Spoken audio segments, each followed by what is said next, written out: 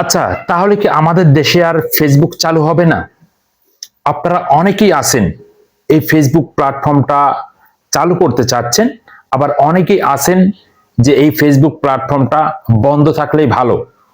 কারা ফেসবুক প্ল্যাটফর্মটা চালু রাখতে চাচ্ছেন, কারা রাখতে চাচ্ছেন না, আপনারা একটু কমেন্ট বক্সে জানাবেন আমার প্রিয় ভাইয়েরা। এই যে আমি যে ভিডিওটা তৈরি করতেছি, আমিও একজন ফেসবুক কন্টেন্ট ক্রিয়েটর। তো আপনারা সকলেই কিন্তু হয়তো চিনেন, হয়তো আবার চিনেন না।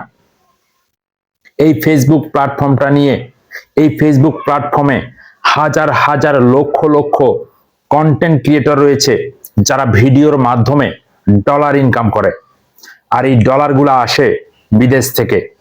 এই ফেসবুক প্ল্যাটফর্মটা যদি বন্ধ হয়ে যায়, হাজার হাজার লক্ষ লক্ষ স্টুডেন্ট, ছাত্র বেকার হয়ে যাবে। বর্তমান যারা লেখাপড়া শেষ করে কাজ পাচ্ছে না, চাকুরি পাচ্ছে না, তারা কিন্তু অনেকেই এই ফেসবুক প্ল্যাটফর্মে কন্টেন্ট তৈরি করে তাদের ফ্যামিলি, তাদের ঘর, তাদের বাচ্চা কাচ্চা সবাইকে কিন্তু তারা এই ফেসবুক প্ল্যাটফর্মের টাকা দিয়ে কিন্তু তারা চালায়, বা ফেসবুক প্ল্যাটফর্মের এই টাকাগুলো দিয়েই কিন্তু তাদের সংসারটা চলে।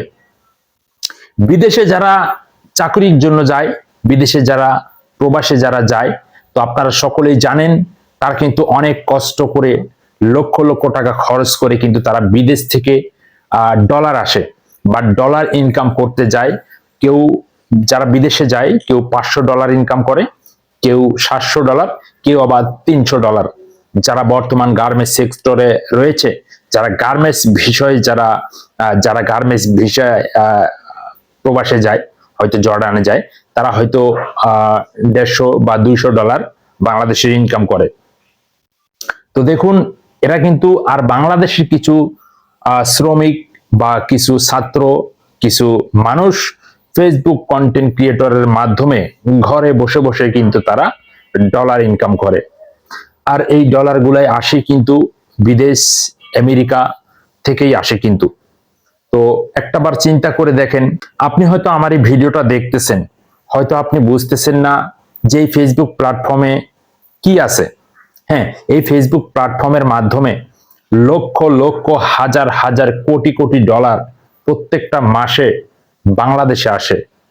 আর এই ডলারগুলো দিয়েই বাংলাদেশের যারা কন্টেন্ট ক্রিয়েটর রয়েছে তাদের ফ্যামিলি চলে, তাদের মা বাবাকে চলায়, সে নিজে চলে। একটা কন্টেন্ট ক্রিয়েটর হতে কঠোর পরিশ্রম, 2 থেকে 3 বছর সাধনা করে, কষ্ট করে ভিডিওগুলো তৈরি করে একটা কন্টেন্ট ক্রিয়েটর হয়, আর তার ভিডিওগুলো সোশ্যাল মিডিয়ার মাধ্যমে ভাইরাল হয়, সেখান থেকেই কিছু ইনকাম চলে আসে। তো আপনারা যারা আছেন, হয়তো আপনারা অনেকেই ভাবতেছেন যে ফেসবুকটা বন্ধ করে দিলেই ভালো হবে। ভাই, এই ফেসবুকটা যদি বন্ধ করে দেয়, শুধুমাত্র আপনার জন্য ভালো হবে, আর কোনো মানুষ যারা রয়েছে তারা কি করবে? যারা কন্টেন্ট ক্রিয়েটর রয়েছে, হাজার হাজার লক্ষ লক্ষ কন্টেন্ট ক্রিয়েটর বেকার হয়ে যাবে। তাদের কোনো কিছু থাকবে না ইনকাম করানোর জন্য। হ্যাঁ, থাকবে, অনেক সময় লাগবে একটা প্রতিষ্ঠান করতে, কোনো কিছু করতে গেলে অনেকটাই সময় লেগে যাবে। তো আমি বলতেছি যে আসলে ফেসবুক প্ল্যাটফর্মটা শুধু আপনার আর আমার দরকার না, বাংলাদেশের প্রত্যেকটা মানুষেরই দরকার। যেহেতু এই ফেসবুক প্ল্যাটফর্ম থেকে ডলার আসে, আর এই ডলারগুলো দিয়েই কিন্তু আমাদের বাংলাদেশের হাজার হাজার লক্ষ লক্ষ মানুষ চলে, বা অনেকের সাহায্য হয়।